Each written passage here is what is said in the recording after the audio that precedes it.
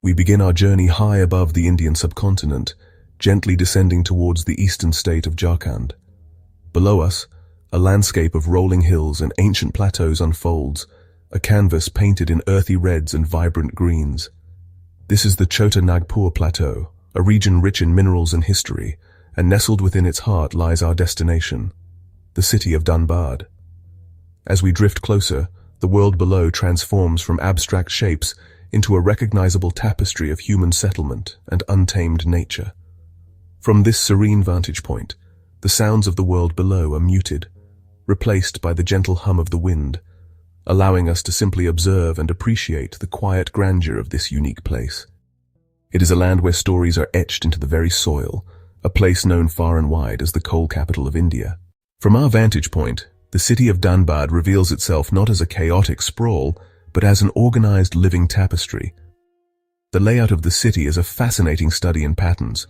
We can trace the main thoroughfares like Luby Circular Road as they curve and intersect, forming the primary arteries that carry the lifeblood of the city. The residential areas are clusters of rooftops, a mosaic of different colors and shapes, from the uniform, planned colonies built for miners and railway workers to the more organically grown neighborhoods. The urban landscape is a blend of the old and the new, a visual history book open for us to read. We can spot the sturdy colonial-era architecture standing in quiet contrast to the sleek lines of modern constructions. Large open spaces like the golf ground or the polo ground appear as verdant rectangles of green, providing lungs for the city and a space for recreation. From this height, we see the city not as individual buildings but as a collective whole. The schools, the markets, the temples, and the homes all merge into a single, cohesive entity. Drifting over the landscape, our eyes are drawn to the shimmering ribbons of water that snake their way across the terrain. These are the rivers of Dhanbad, the life-giving veins that have nourished this land for millennia. The most prominent among them is the Damodar River, a broad and powerful waterway that flows with steady, unhurried grace. The banks are lined with lush vegetation, a stark, vibrant green against the earthy tones of the surrounding land. We can see smaller tributaries branching off from the main river, reaching into the landscape like delicate capillaries. One such river is the Barakar, which joins the Damodar. Their confluence is a meeting of two powerful forces of nature.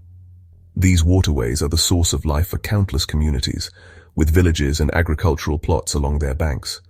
In some areas, the river pools into large reservoirs, like the Maithon and Panche dams, their vast placid surfaces acting as enormous mirrors reflecting the clouds above. These man-made lakes, created to control floods and generate power, have become important ecosystems in their own right, attracting bird life and providing serene recreational spots. Now, our aerial journey takes us over a landscape that is utterly unique to Dhanbad. From the sky, the presence of the coal mines is unmistakable, yet it presents a picture not of destruction, but of immense geometric grandeur. We see vast open-cast mines, their terraced sides descending into the earth like ancient amphitheaters. The colors here are dramatic and stark. The deep, rich black of the exposed coal seams contrasts with the earthy reds, ochres, and grays. These are powerful testaments to the industry that has defined this city for over a century. The scale of these operations is truly breathtaking from our high-altitude perspective. We can see the huge machinery appearing as tiny, toy-like vehicles from up here. They move with a slow, deliberate rhythm, carving away at the earth. The patterns they create are mesmerizing: long, linear cuts, sweeping curves, and vast, excavated pits. These landscapes have a raw, abstract beauty. Surrounding the active mines, we can see areas that are in the process of being reclaimed. Nature, ever resilient, is beginning to return. Green shoots and hardy shrubs start to colonize the bare earth. In some older, abandoned quarries, rainwater has collected to form deep turquoise-blue lakes, their startling color a result of the minerals in the surrounding rock. These unexpected oases of blue are stunningly beautiful. Beyond the city's core and the dramatic landscapes of the mines, our aerial view reveals a softer, greener side of Dhanbad. The region is blessed with abundant natural beauty, with large swathes of forest that act as a verdant embrace. We drift over rolling hills cloaked in dense green canopies of sal and other native trees. This is the natural state of the Chota Nagpur Plateau, a reminder of the wild, untamed world that existed here long before the city. Dotted throughout the landscape are serene lakes and ponds, known locally as bands. Birsa Munda Park unfolds below us as a carefully manicured expanse of green, its walking paths and gardens clearly visible. But it is the more natural water bodies that truly captivate from this height. We see ponds nestled in the heart of villages, their surfaces still and reflective, mirroring the sky. These ponds are central to community life. The contrast between the different zones is striking and beautiful. In a single panoramic sweep, our eyes can take in the dense green of a forest, the shimmering blue of a lake, the grey grid of the city, and the dark, terraced earth of a mine. The green areas are not just on the periphery, they are woven into the fabric of the region. We can see tree-lined avenues cutting through residential colonies and small sacred groves left untouched by development. From our privileged position in the sky, familiar landmarks take on a new and fascinating character. One of the most prominent is the campus of the Indian Institute of Technology, Indian School of Mines, or IIT ISM. Its expansive grounds, with their mix of grand colonial-era sandstone buildings and modern academic blocks, really stand out clearly. We can see the main administrative building with its iconic clock tower, a symbol of knowledge and heritage. Another unmistakable feature is the Dhanbad railway station. From the air, it's a fascinating hub of activity, a convergence of steel tracks that gleam in the sunlight. We can see the long platforms and vast railway yards where trains are marshaled. The railway lines spread out from the station like the strands of a spider's web, connecting Dhanbad to the rest of India. Looking towards the city center, other landmarks emerge. Large temples, such as the Shakti Mandir, can be identified by their unique architecture and vibrant colors, often standing out against the more muted tones of surrounding buildings. Even the natural landmarks become iconic from this perspective. The hills that surround Dhanbad form a dramatic backdrop to the city.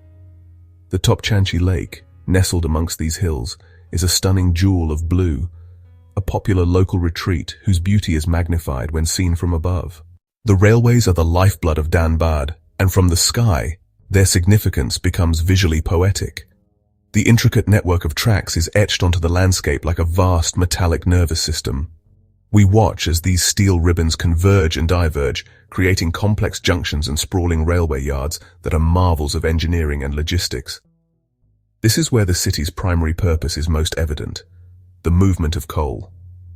From our serene vantage point, the constant motion on these tracks is not frantic, but rhythmic and hypnotic. Long, heavy freight trains are the dominant feature of this railway ballet. We see them being loaded at the collieries, the black wagons forming a stark contrast against the earthy ground. Once full, they begin their slow, powerful journey. Passenger trains add another layer to this dynamic scene. They are often more colorful and move with a greater sense of urgency. We can spot them pulling into the main Dhanbad station, a brief pause in their long-distance journeys. The railway network does more than just transport coal. It connects people.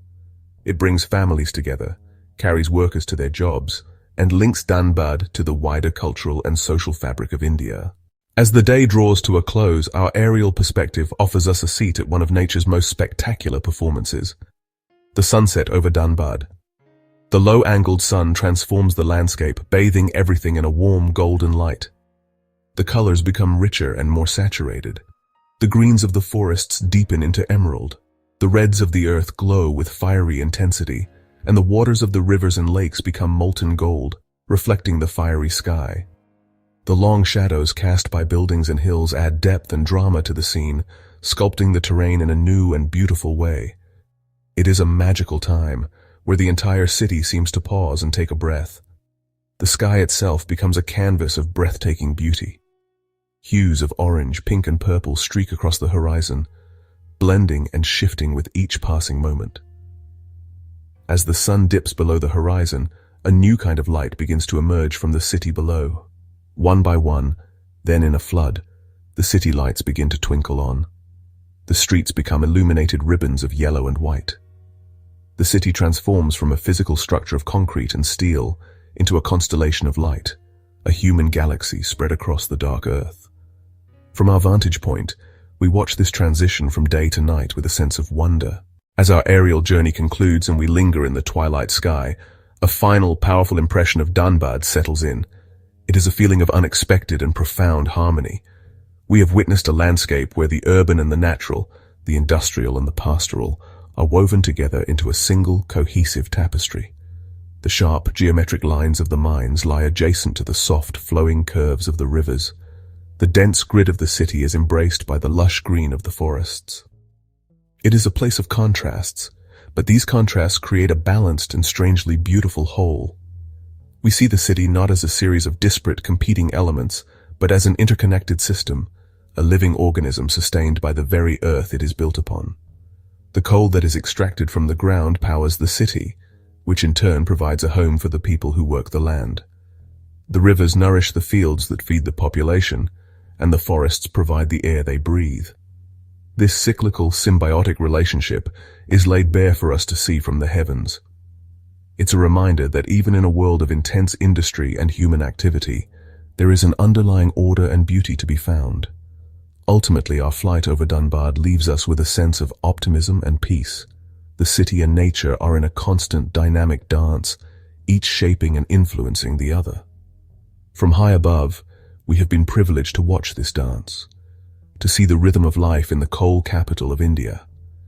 It is a picture of balance, of coexistence, and of a quiet, enduring harmony that can only be truly appreciated from the silent, watchful sky.